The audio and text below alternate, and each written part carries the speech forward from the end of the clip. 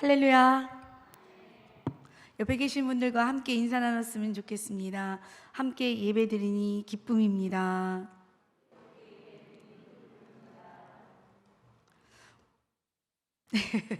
네. 자, 오늘 읽은 이 누가복음 15장 11절에서 24절까지 말씀은 우리가 너무나도 잘 아는 말씀이죠. 이 말씀을 가지고 우리가 많이 연극도 하고 그랬던 기억을 저도 가지고 있습니다. 오늘 다 읽지는 않았지만 누가복음 15장에는 세 개의 비유가 나오는데 모두 다 무엇인가를 잃었다가 찾는 것에 대한 이야기가 나옵니다. 이렇게 비유로 말씀하신 데에는 배경이 있습니다. 그 배경은 15장 1절에서 3절 말씀입니다. 예수님을 말씀을 들으러 나온 모든 세리들과 그리고 죄인들을 거부하지 않으시고 그들에게 말씀을 전하시고 그들과 함께 식사하시고 그들의 집에 가서 주무시기도 하시고 그들과 함께 교제하였습니다. 그런데 이것을 못마땅해 하며 입술을 이렇게 삐죽거리는 사람들이 나오죠. 비난하는 사람들이 나옵니다. 그들이 누구이죠? 바로 바리새인과 서기관들입니다. 그들이 생각하는 하나님은 지금까지 의인을 위해서 있는 분이 하나님이셨습니다. 죄인을 위하여 계신 분은 아니라고 생각을 했죠. 그리고 죄인들은 언제나 형벌의 대상이지 구원받을 상대는 아니라고 생각했던 것이 이들의 생각입니다. 그런데 예수님이 오셔서 자꾸 그 죄인들과 함께하는 것을 보게 되니까 이들의 마음이 불편합니다. 왜냐하면 그 세리와 죄인들은 용서함을 받아서도 안 되는 사람들이고 용서해서도 안 되는 사람들이라는 생각을 가지고 있는데 이렇게 하는 거예요. 얼마나 마음이 불편했습니까? 더군다나 구약에서는 부정한 것들을 만지지도 말라, 접촉하지도 말라. 그럴 경우에 너희들에게 전이 될 수가 있어. 그러니까 그렇게 하면 안 돼. 너희들은 거룩해야 돼. 이런 말을 늘 듣고 있었던 이 바리새인과 서기관들에게는 예수님을 이해할 수 없는, 도저히 받아들일 수 없는 그런 행동이었습니다. 그러니까 이런 모습을 보면서 이 바리새인과 서기관들은 늘 수군거리고 예수님을 향해서 손가락질하고 그리고 비난하는 모습을 보여주고 있었습니다. 바리새인들은 왜 이런 마음을 가졌을까요? 자기들과 이 세리들과 죄인들은 너무 레벨이 다르다고 생각을 합니다. 자신들은 굉장히 높은 위치에 있지만 이들은 죄인이기에 함께 할 수 없는 사랑이라고 생각합니다. 그리고 그들은 하나님을 너무너무 사랑하는 사람들이라고 생각합니다. 말씀을 가까이 하면서 그 말씀을 사랑하는 사람이라고 늘 자랑하던 사람들이 바로 이 사람들이었기 때문에 그들을 받아들이기 어렵고 예수님이 하시는 행동을 받아들이기가 쉽지 않았겠죠. 그런데 정작 이들이 모르는 것이 있었습니다. 하나님의 말씀은, 하나님은 곧 사랑이라는 것을 그들이 알지 못했습니다. 그렇기 때문에 이들의 삶 가운데서는 그 사랑이 묻어나오지를 않는 거예요. 그 사랑을, 말씀을 사랑한다고 입술은 말을 했지만 정작 알아야 되는 그 사랑을 드러내지 못하고 있는 이 바리새인과 서기관들의 모습이 있습니다. 왜 몰랐을까요? 그렇게 말씀을 사랑한다고 말하는 이들이었는데 이들은 왜 몰랐을까요? 정말 인정하고 싶지 않지만 정말 하나님을 사랑하였을까 질문을 하게 됩니다. 하나님을 사랑한다고 말하지만 삶 속에서는 하나님을 사랑하는 흔적이 드러나지 않습니다. 말씀을 사랑한다고 말하지만 그것이 드러나지 않고 그 사랑을 모든 이들에게 나눠주지 못하는 이 오류를 보시고서 예수님께서는 15장에서 세 가지의 비유를 통하여서 이들에게 바로 죄인을 멸시하고 귀찮게 여기는 이들에게 하나님의 사랑이 무엇이고 죄인의 회개가 얼마나 귀한 일이며 또 하나님이 얼마나 그것을 기뻐하는 일인지를 분명하게 알게 하시기 위해서, 깨닫게 하기 위해서 세 가지 비유를 말씀하고 있습니다. 세 가지, 오늘 읽은 본문 말씀은 그 세 가지 중에 마지막 부분이죠. 본문의 내용은 한 가족의 이야기로 시작합니다. 등장인물은 아버지와 두 아들입니다. 그러나 저는 오늘은 한 아들에 대해서만, 아버지와 둘째 아들에 대해서만 이야기를 함께 나누고자 합니다. 오늘날 작은 아들이 아버지에게 요구를 합니다. 12절에 재산 중에서 내게 돌아올 분깃을 내게 주소서라고 합니다. 굉장히 당돌한 언사입니다. 도발적인 일이죠. 아마도 이 작은 아들은 신명기에 나오는 21장 17절에 나오는 그 유대 상속법을 알고 있는 것 같습니다. 두 아들이 있을 때 아버지가 사망할 때에 큰 아들은 2배로 3분의 1을 주고 작은 아들에게는 3분의 1을 차지할 수 있다는 것을 알고 있는 겁니다. 그렇지만 문제는 뭐죠? 이것은 아버지가 돌아가실 때의 문제이지 유산이라는 것이 그런 것 아닙니까? 그런데 지금 아버지가 살아있는데 아버지에게 내게 내 몫을, 분깃을 나에게 주십시오. 여러분들의 자녀들이 그렇게 말을 한다면 여러분들의 마음은 어떠실 것 같습니까? 이 아버지의 마음은 찢어질 것 같은 마음이었을 것입니다. 그냥 아버지가 빨리 돌아가시라고 말하는 것도 아니고 정말 모욕적인 부분이 될 수 있습니다. 특히 1세기의 이 당시의 시대에는 그 부분이 굉장히 그 가정의 가운으로 모든 사람들에게 그것은 엄청난 일이었습니다. 그런데 지금 그 아들이, 둘째 아들이 아버지에게 이런 이야기를 하는 겁니다. 왜 이렇게까지 아들은 해야 했을까요? 오로지 아들의 관심은 돈이었기 때문입니다. 지금은 아버지도 생각할 수 없습니다. 오로지 돈을 가지고 살고자 하는 강렬한 욕망이 이 아들을 사로잡고 있었기 때문에 그 어떤 것도 보이지 않는 것입니다. 그래서 아마도 빨리, 최대한 빨리 더 많은 것들을 가지고자 하는 계획을 수도 없이 세웠을 것입니다. 그리고 기회를 받겠죠. 언제 내가 이 이야기를 할까? 내가 언제 이것을 달라고 할까? 마음이 조급해질 수도 있습니다. 모든 시선이 돈에게만 가 있고 내가 빨리 나가서 재미난 일을 하면서 살았으면 좋겠다, 이곳을 떠나서 살았으면 좋겠다 라는 생각이 온통 사로잡혀 있다 보니까 그 어느 것도 들어오지 않는 모습이 있습니다. 왕의 재정이라는 곳에서 만몬을 제거하라 라는 곳에 이런 이야기를 합니다. 돈이면 뭐든지 할 수 있어 라는 생각이 있다고 합니다. 그리고 돈이 나를 행복하게 해줄 거야 라는 그 생각이 들어오게 되면 그 어느 것도 보이지 않게 된다는 거예요. 그래서 그 돈을 어떻게만 가질까? 그 돈을 어떻게 하면 쓸까? 이것에 온통 집중해 있기 때문에 하나님을 볼 수가 없는 거예요. 그래서 그것을 제거하라 라고 왕의 제정에서는 말을 하고 있습니다. 우리 삶의 주인이 어떤 것이냐에 따라서 우리의 삶의 가치는 달라집니다. 주님이 아닌 다른 것이 나의 주인이 되어 있다면, 돈이라면 오로지 돈을 잡기 위해 자기의 시간도 자기의 영혼도 다 내다 놓을 수 있는 그런 모습입니다. 권력이 나에게 중심이 되어 있다면 어떨 것 같으십니까? 칭찬이 나의 삶의 기준이라면 어떨 것 같으십니까? 아마도 다른 것이 하나도 보이지 않고 돈을 벌기 위해, 권력을 잡기 위해, 칭찬받기 위해 모든 것을 쏟아 넣을 것입니다. 그리고 그것이 되지 않으면 절망하고 좌절하고 마음 아프고, 그것이 이루어지지 않게 하는 사람들을 미워하고 비판하고 이런 모습들이 생기지 않겠습니까? 무엇이 마음의 중심에 있느냐에 따라 우리의 삶의 질은 달라진다는 것을 이 말씀을 통하여 우리가 깨닫게 됩니다. 여러분들의 삶의 가치는 무엇입니까? 여러분들의 삶의 가치가 주님이신 줄 믿습니다. 여러분의 인생의 주인이 나를 위하여 십자가에 죽으신, 그리고 부활하신 주님이 계심으로 그 주님을 누리며 사는 여러분들이심을 믿습니다. 그러나 이 아들은 그렇지 못했죠. 얼마나 아버지의 마음이 아팠을까요?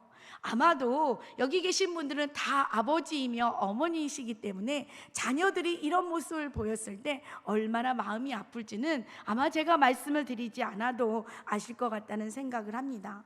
그런데 놀랍게도 말도 안 되게도 이 아버지는 아들의 요구를 뭐라고 말씀하지 않고 그 살림을 다 정리하여 각각 나누어 주었다고 말씀하고 있습니다. 아들의 목표는 달성되었습니다. 그래서 재산을 다 모아가지고 먼 길로 떠났다고 말하고 있습니다. 여기에서 다는 번역하면 판타입니다. 판타라는 의미는 모든 것을 의미합니다. 이 모든 것에는 재산뿐만이 아니라 자기의 가족이나 자기가 함께했던 모든 아버지에 대한 미련과 애정까지도 모든 것이 포함되어 있습니다. 이 아들은 이 모든 것을 정리해서 끊어버릴 것을 모두 끊어버리고 아버지로부터 멀리 떨어진 지역으로 떠났다고 말씀하고 있습니다. 어느 지역인지는 알 수 없지만 집으로부터 멀리 떨어져서 간 것이에요. 아마 이방인들이 사는 곳이 아니었을까 생각해 보게 됩니다. 여러분, 집을 떠난다는 의미는 무엇입니까? 인간은 하나님의 사랑으로 태어났고 그 사랑을 먹고 사는 존재입니다. 가족관계도 이 사랑으로 묶여있는 작은 공동체입니다. 그런데 이 공동체가 있는 집을 떠난다는 것은 어떤 의미입니까? 바로 단절을 의미합니다. 가족과의 단절을 의미합니다. 아버지와의 단절을 의미합니다. 하나님 아버지와의 단절을 의미합니다. 떠남으로 모든 관계를 끊어버리고 살아가면서 모든 자기가 가졌던 소속감이 없어지는 것입니다. 존재가 감이 없어지게 되는 것입니다. 바로 이 아들이 떠났다는 것은 이 아들이 속혀있던 곳으로부터 벗어난 것입니다. 자기가 누구인지 잃어버리는 것입니다. 나의 정체성을 잃어버리는 것이 바로 집을 떠난다는 의미입니다. 그러니까 그 공동체를 떠나게 되니까 오로지 누구만 바라보게 됩니까? 자기만 바라보게 됩니다. 개인주의에 사로잡혀 살게 됩니다. 자신의 중심의 삶으로 살아가게 됩니다. 그래서 인생의 가치가 없어지니까 결국은 욕망에 따라, 탐욕에 따라 살아갈 수밖에 없는 아들의 모습이 드러나는 것입니다.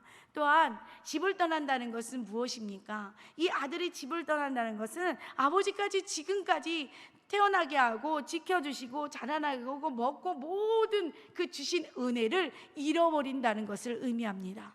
망각한다는 것을 의미합니다. 그에게 아버지가 해주신 일들은 아무 의미가 없습니다. 언제? 왜? 이런 의미도 없습니다. 그러니까 결국은 어떻게 됩니까? 감사의 삶이 없어지게 되죠. 우리도 하나님께 떨어져서 그 하나님과의 단절, 떠남이 있을 때 우리 안에 낳는 것은 불평과 불만이 될 수밖에 없습니다. 감사가 사라진다는 것입니다. 이 아들은 지금 그 모든 것을 다 내려놓고 잃어버리고 지금 집을 떠나서 자유를 꿈꾸면서 가정으로부터 멀리 가게 됩니다. 아버지의 영향력 아래에서, 아버지의 지배 아래에서, 아버지의 통치 아래에서 떠나 그 모든 것을 내려놓고 지금 길을 떠나고 있습니다.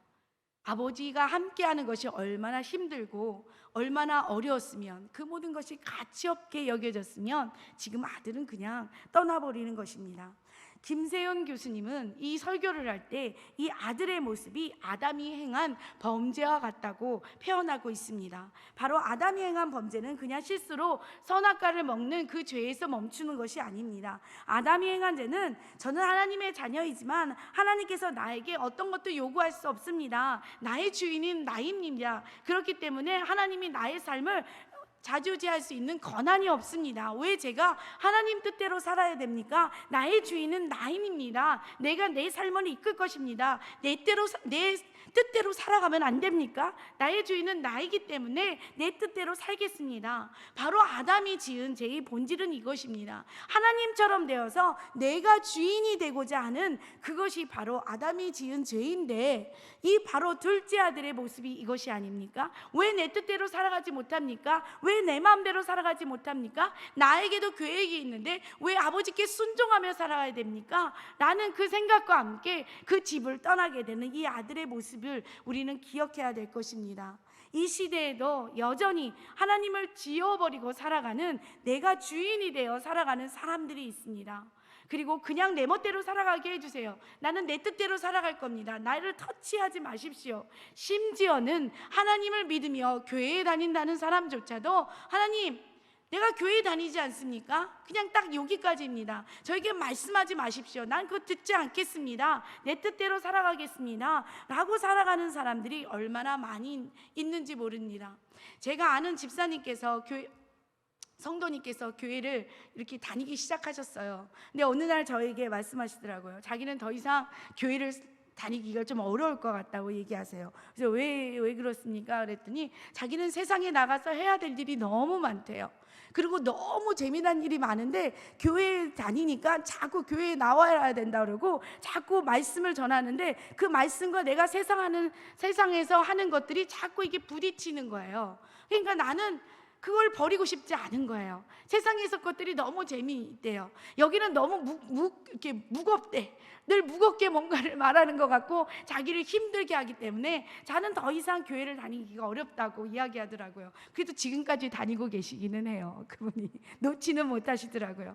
근데 많은 사람들이 교회를 다니고 있음에도 불구하고 세상의 좋은 것들을 놓지 못해서 아이고 나 그냥 세상으로 갈래요 라고 사는 사람들이 많이 있습니다. 또 어떨 때 또 떠나게 됩니까? 교회에 다니면 모든 것이 좋을 줄 알았는데, 모든 것이 행복할 줄 알았는데 그렇지가 않은 거예요. 자꾸 여전히 내 삶은 힘들고 어려우니까 교회 다녀봤자 그냥 별거 아닌 것 같다. 그래서 떠나가는 사람도 있지 않습니까? 또 너무 잘 돼도 떠나가는 사람이 있어요. 아이고 나가서 할 일도 많아 죽겠는데 내가 왜 교회에 지금 이 시간에 앉아 있는가? 다양한 이유로 사람들은 하나님을 믿는 것을 내려놓고 나아가게 됩니다.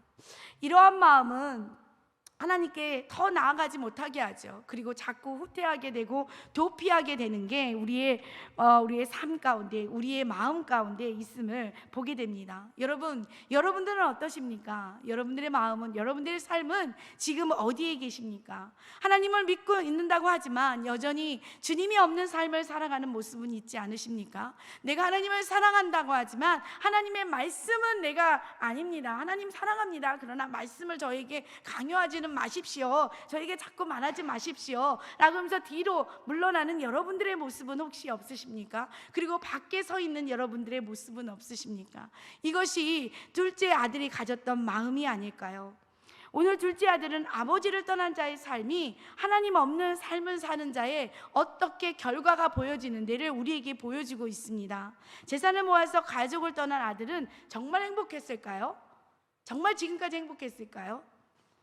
돈이 있으면 행복하다고 그랬는데, 돈이 있으면 모든 것이 만사형통하다고 했는데 그 돈을 가지고 나가서 이 아들은 행복했을까요? 그런데 오늘 말씀을 보니까 그렇지 않습니다. 오늘 보면은 생각보다 빨리 이 아들이 나아가서 일어난 일에 대해 결과를 우리에게 말씀해 주고 있습니다. 재산을 모두 날려버리게 되죠.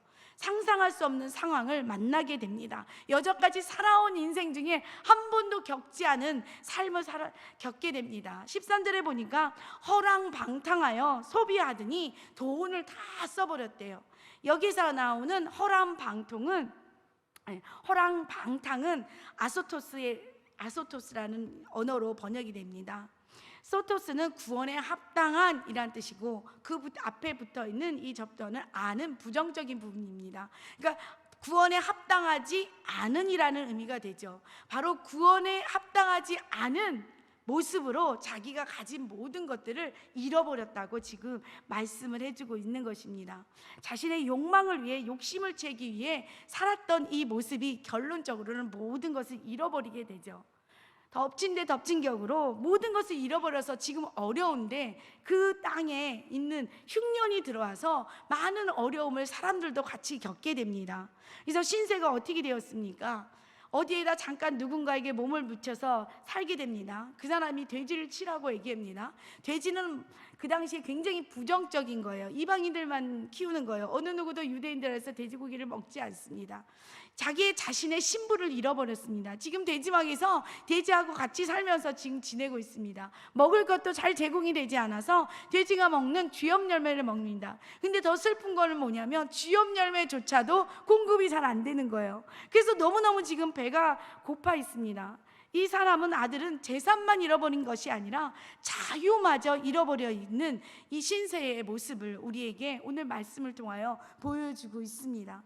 그 안에 궁핍함이 들어 있습니다. 굶주림에 처하여 있습니다. 궁핍하였다는 것은 경제적으로만 가난했다는 것을 의미하지 않습니다. 그의 인생이, 그의 영혼이, 그의 마음이 더 이상 떨어질 수 없을 때까지 나락으로 추락해 있는 모습을 보여주고 있는 것입니다. 이유는 무엇입니까? 왜 이렇게 되었습니까? 아버지를 떠나버렸기 때문입니다. 이것을 통하여 아버지를 떠난 자, 하나님을 떠난 자의 삶이 얼마나 비참한지를, 궁핍한지를 보여주고 있습니다. 하나님의 통치를 떠난 자의 모습을 우리에게 보여주고 있습니다. 하나님이 없는 삶을 사는 자의 끝이 무엇인지를 보여주고 있습니다. 하나님의 단절로 인한 결과가 무엇인지를 보여주고 있습니다. 그것은 무엇입니까? 영적인 궁핍함이며 공고함이라는 것을 우리에게 보여주고 있습니다. 그러면 여러분, 우리 인생의 궁핍함을, 이 허망함을, 이 피폐함을, 이 절망감을 어떻게 해결하면 좋을까요? 답은 하나님입니다. 이 둘째 아들이 지금까지 읽은 말씀 중에서 잘한 것이 하나도 없는데 하나 잘한 게 나옵니다. 드디어 이 돼지우리 속에서 그 슬픔을 기억하며 아버지를 생각하기 시작합니다. 아버지와 살던 시절을 생각하게 됩니다.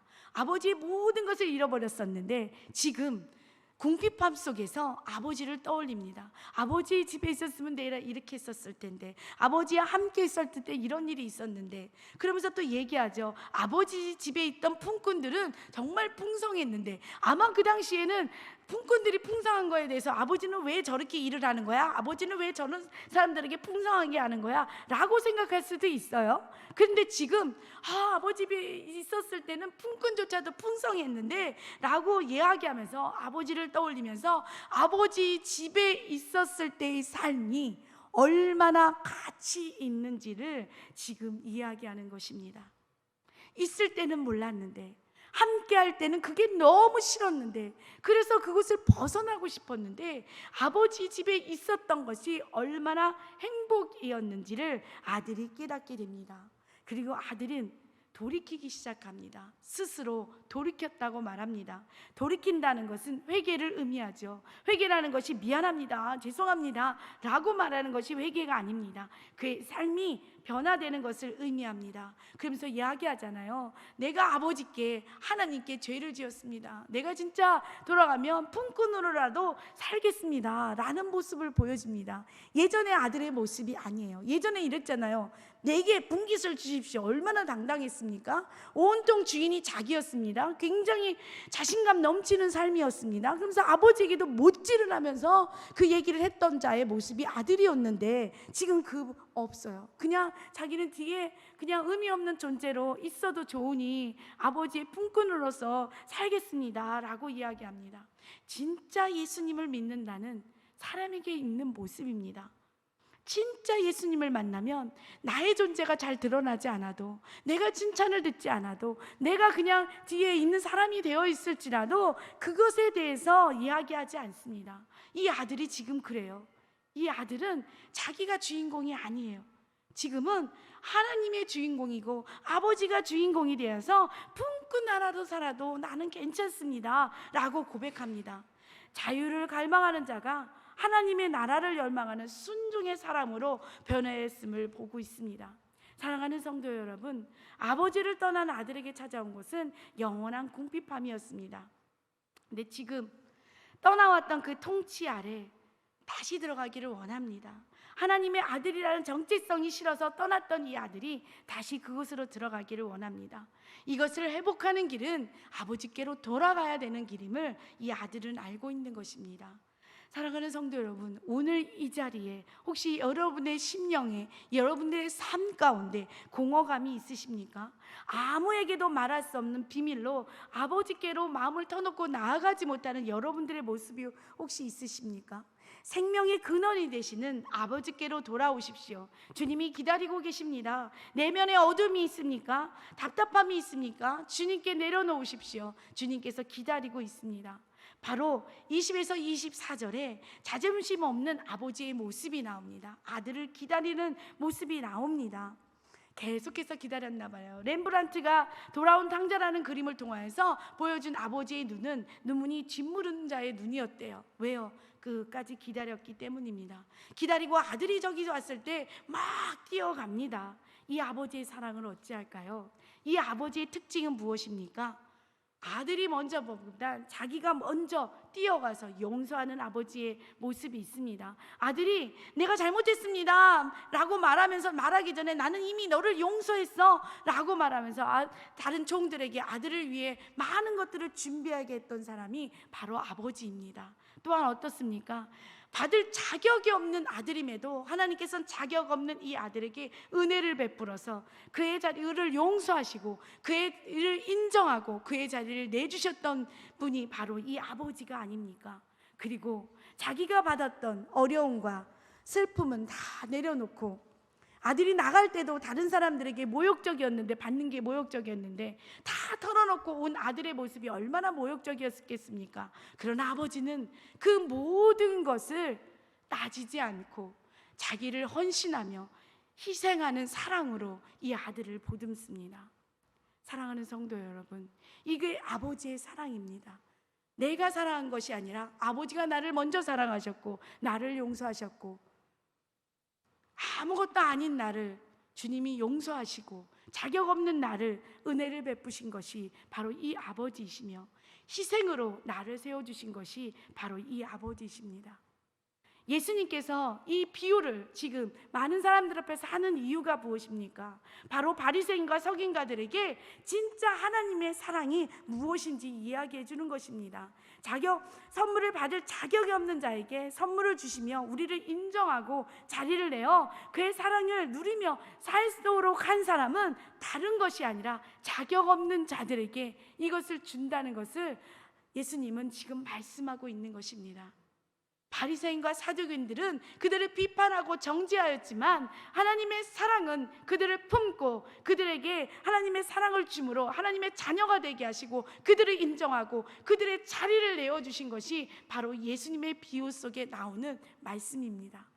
바로 우리가 여기에 있는 이유입니다. 우리가 여기에 앉아있는 우리의 자리가 바로 이 예수님의 사랑으로 우리가 이곳에 있게 되셨음을 기억하시기 바랍니다. 그 이유는 무엇입니까? 왜 이렇게까지 아버지는 하셨을까요? 너무 기뻐서입니다. 24절의 마지막에 내 아들은 죽었다가 다시 살아났고 내가 잃었다가 다시 얻었노라. 그래서 즐겁게 잔치를 벌였다고 말씀합니다. 잃었다니요, 아들이 나갔잖아요. 근데 이것이 아버지의 마음입니다. 사랑하는 성도 여러분, 우리는 잘한 것이 없습니다. 내세울 것이 없는 자들입니다. 그런 우리를 향하여 예수 그리스도를 통하여서 십자가의 죽음을 통하여서 우리를 구원하신 그 사랑을 받은 자들이 우리입니다. 여러분 혹시 여러분들의 삶에 이것을 읽고 헤매이는 여러분들의 모습은 있지 않으십니까?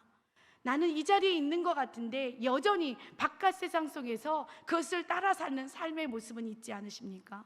오늘 이 시간에 둘째 아들을 기다리시는 그 하나님을 생각하며 우리가 해야 될 일은 일어나 아버지께로 돌아오는 것입니다. 또한 잃어버린 자를 찾기를 원하시는, 잃어버렸다는 것을 찾는다는 의미는 무엇입니까? 우리가 바로 하나님의 것이라는 것입니다. 하나님의 소유라는 것을 의미합니다. 그것을 잃어버린 다른 모든 이들에게 하나님의 찾을 수 있도록 돕는 도구로 쓰임받는 여러분들이 되기를 원합니다. 이 사랑의 깊이를 오늘 마음 가득 세우시고, 혹시라도 내가 둘째 아들과 같은 여러분들의 삶의 모습이 있다면, 아니면 바리새인과 서기관처럼 하나님의 진짜 사랑을 모르고 다른 사람들을 비판하고 그들을 정죄하는 나의 모습이 있다면, 오늘 이 시간에 하나님 앞에 기도하고 하나님 앞에 회개하고 정말 하나님의 사랑을 마음에 품고 잃어버린 자를 향하여서 나아가서 도구로 쓰임받을 수 있는 여러분들이 되기를 간절히 축원합니다. 이럴 때 우리 안에 회복이 있습니다. 이럴 때 우리가 치유될 수 있습니다. 나를 향한 그 십자가의 보혈이, 그 사랑이 내게 있을 때 우리는 치유받을 수 있음을 기억하며 오늘 이 말씀을 마음판에 새기고 살아가시는 여러분들이 되기를 간절히 축원합니다. 지금은 일어나 돌아갈 때입니다. 기도하겠습니다. 사랑과 은혜가 풍성하신 하나님, 감사합니다. 우리도 주님 앞에 있지만 둘째 아들처럼 세상 것을 더 좋아하고 세상 가운데 살아가는 우리들의 어리석은 모습은 혹시 없습니까? 그 모습 가운데 있다면 하나님이 원하시는 것은 일어나 하나님께로 돌아오는 것임을 저희들이 깨닫게 하여 주시고, 저희들이 그 마음을 품고 잃어버린 자를 향하여 주님의 복음을 전하며 그들 또한 돌아와 함께 즐거이 잔치하며 기뻐할 수 있는 평택교회 모든 성도들이 될 수 있도록 주님 도와주시옵소서. 예수님의 이름으로 기도드렸사옵나이다. 아멘.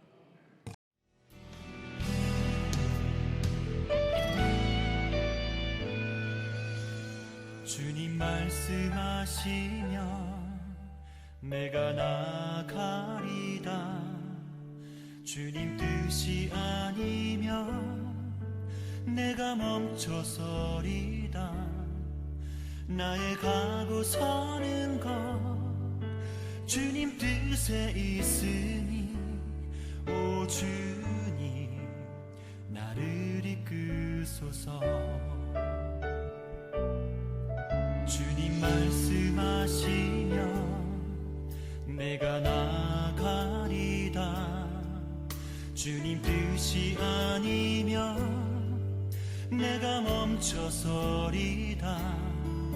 나의 가고 서는 것 주님 뜻에 있으니 오 주님 나를 이끄소서. 뜻하신 그곳에 나 있기 원합니다. 이끄시는 대로 순종하며 살리니 연약한 내 영혼 통하여 일하소서. 주님 나라와 그 뜻을 위하여 뜻하신 그곳에 나 있기 원합니다. 이끄시는 대로 순종하며 살리니 연약한 내 영혼 통하여 일하소서. 주님 나라와 그 뜻을 위하여 오 주님 나를 이끄소서.